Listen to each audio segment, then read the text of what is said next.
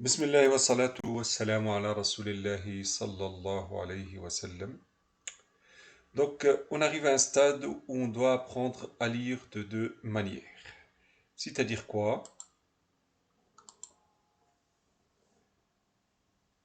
Donc, on va essayer de lire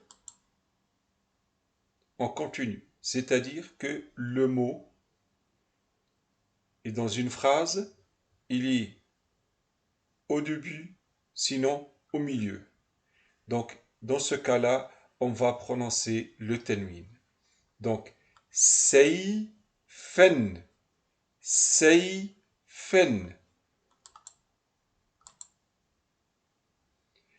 ماء ماء تبنا تبنا بيتا بيتا بيتا بنتا بنتا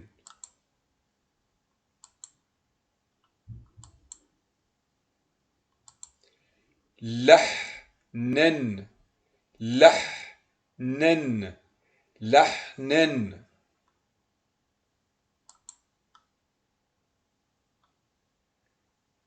Deuxième méthode de lecture, le même mot quand il est à la fin de la phrase.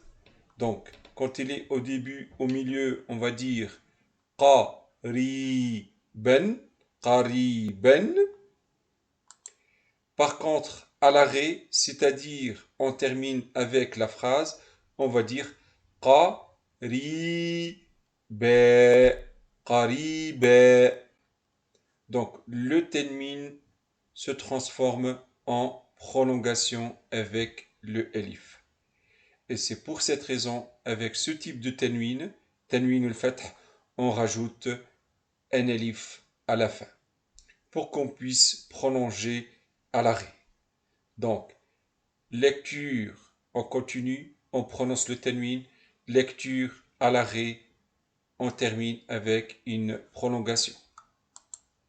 Un autre mot, waliden, lecture à l'arrêt, walida.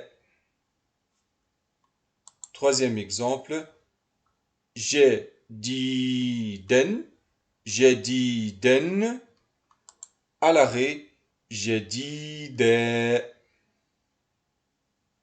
Voici les deux méthodes de lecture, donc en continu et à l'arrêt. En continu, c'est-à-dire le mot vient au début ou bien au milieu d'une phrase. Lecture à l'arrêt, c'est-à-dire que le mot vient à la fin de la phrase. Barakallahu fikum, assalamu alaikum wa rahmatullahi wa barakatuh.